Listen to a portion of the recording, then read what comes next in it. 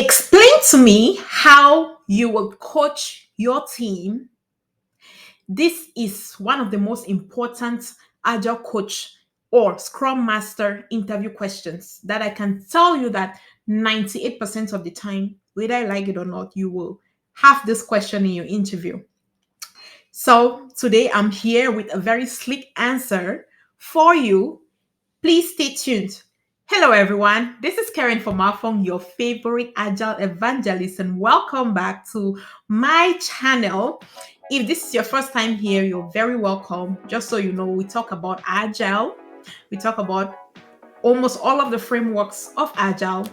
We talk about project management, product development, and the point of why we do this is so that we can continuously learn and enhance our understanding and just keep our learning alive in this agile space. If this is your first time here, turn on that subscription button and the notification bell so you will stay in sync with what we share on weekly basis. If you're a returning subscriber, returning viewer, you know that we cherish you and you're loved.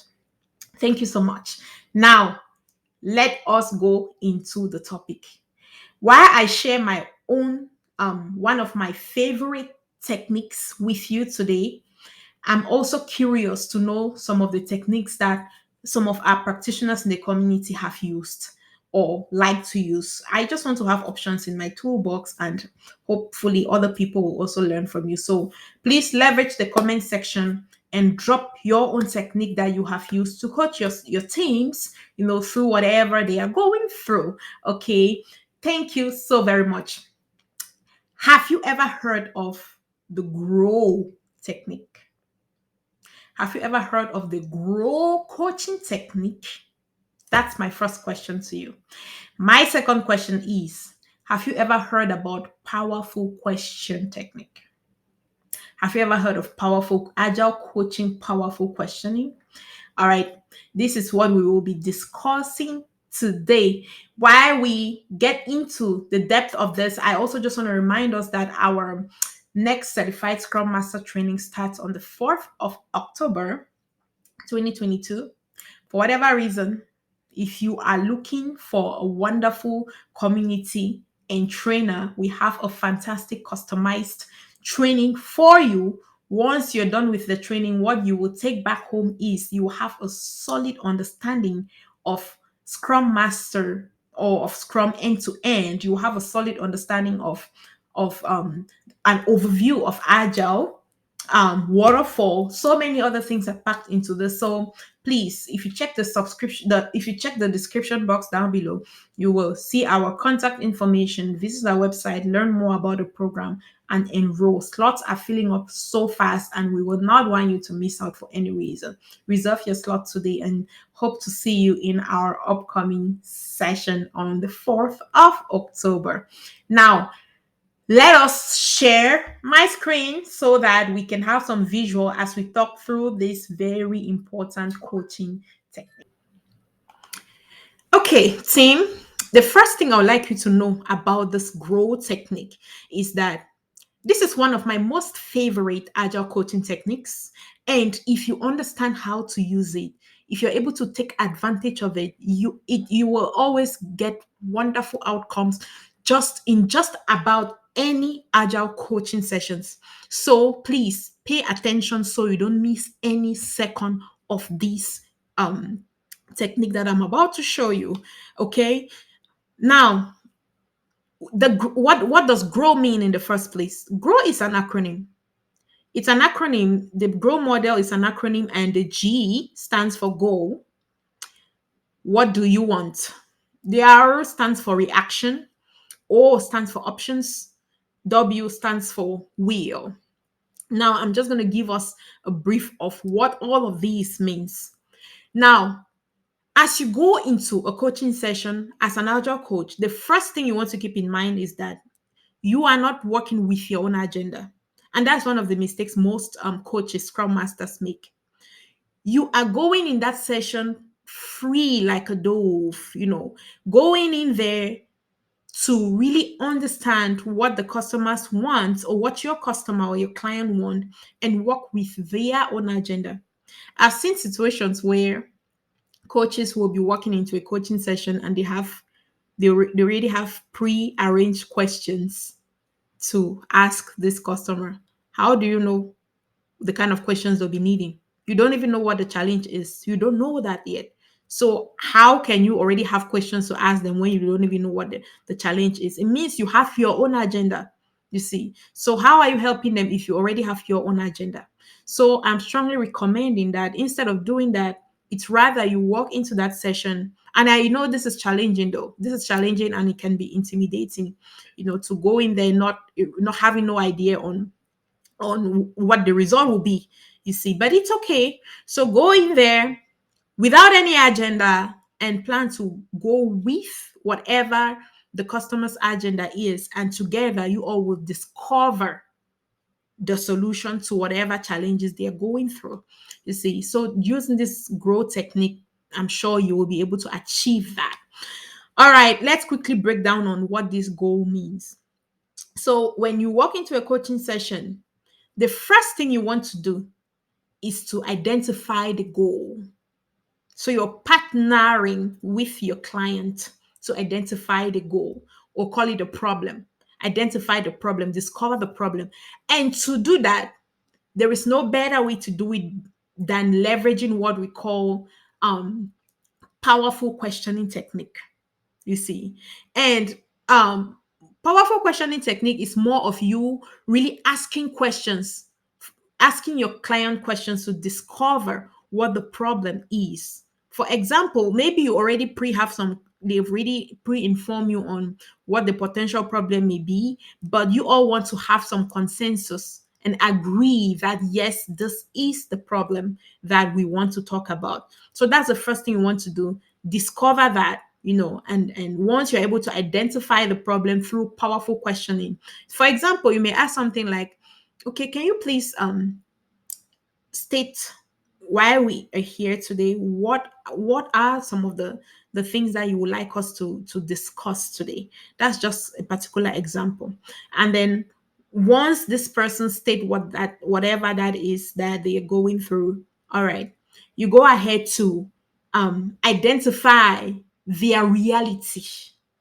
That is also a very big problem that I have discovered in the community, or that I observe in this agile space, where coaches will go in there and they completely ignore or neglect the customer's reality. No, you want to make sure that you are acknowledging, recognizing the customer's reality, so that you're not doing copying and pasting coaching, or copying and pasting solutions on them. No. So you want to first identifying their reality. What is the situation of your team? What is the situation of the way what's your current situation? They will let they come up with some ideas on whatever their current situation is.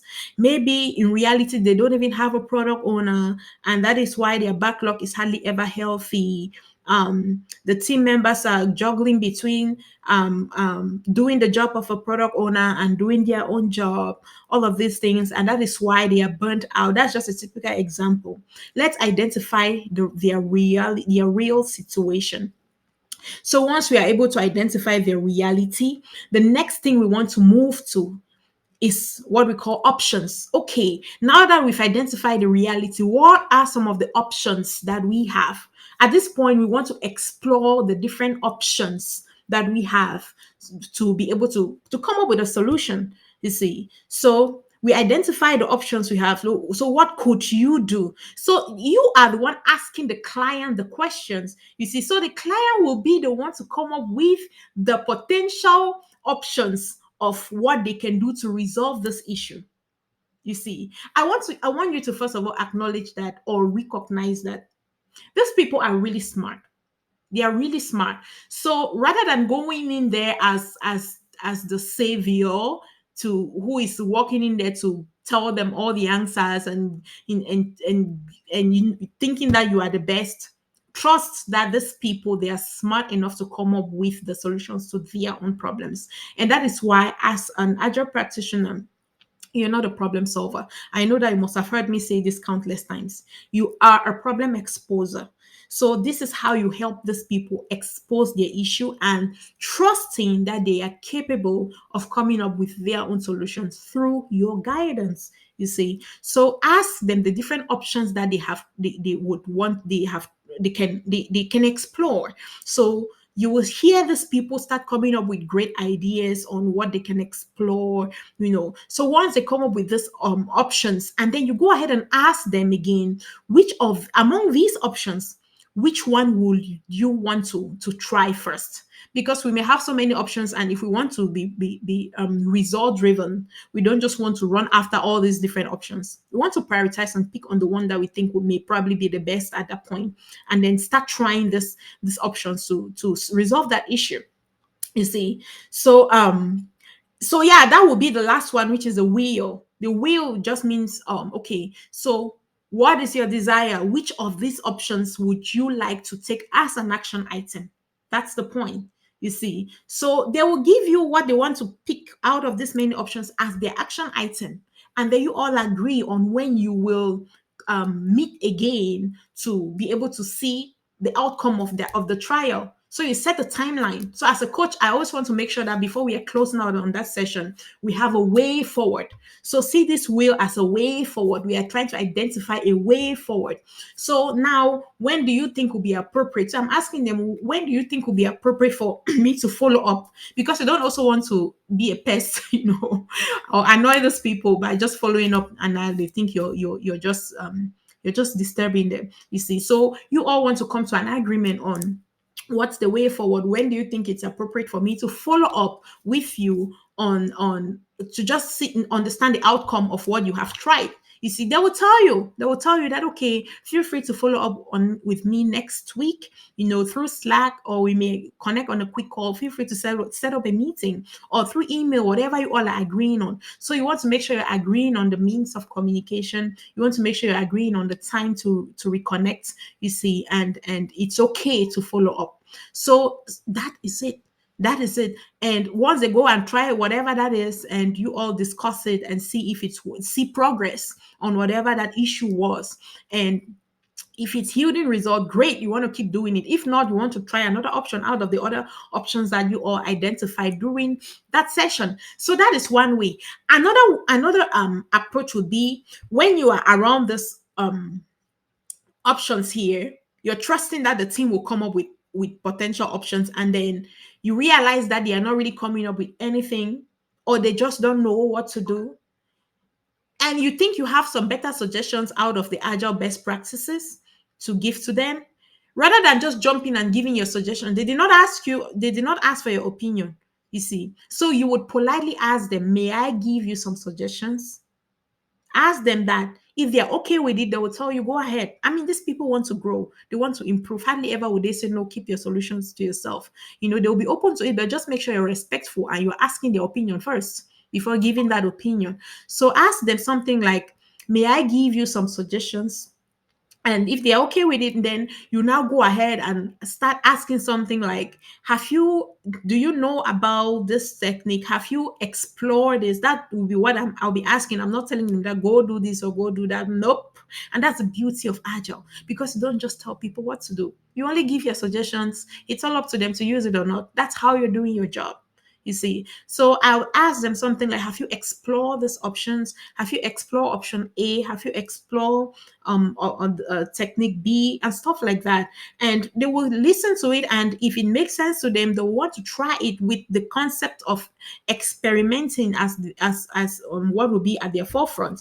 You see, so that's it, and that's how they will pick on your own suggestion, and they go decide to try it out. So that is it. So at the end of the day, what you're trying to do is, you want to partner with them to uncover the problem, going through the growth technique, setting the goal by identifying the problem, and then a second thing, reaction, or you want to call it reality, is you want to acknowledge their reality, meeting them where they are. You see, so you want to meet them where they are. And once you're able to meet them where they're at, you all together explore some options. And if they trusting that they'll come up with great options. Once they come up with great options, identify one or two of those options that you want to pick and run with it as action items, you see. And that is what we call way forward. In a situation where they are really struggling and they're not able to come up with options, ask their opinion if they are open to your suggestions. If they are open to your suggestion, which most of the time they will be, you give your suggestions on options to explore. And once they come up with those, you all identify one or two of your suggestions. And then you agree on a way forward. When would I be following up with you? What time? Which means of communication? Once you all agree with that, that is the end of the coaching session. I hope this was helpful. Again, my name is Karen Fomafung, your Agile Evangelist. And one last thing, if this is your first time here, please remember to subscribe.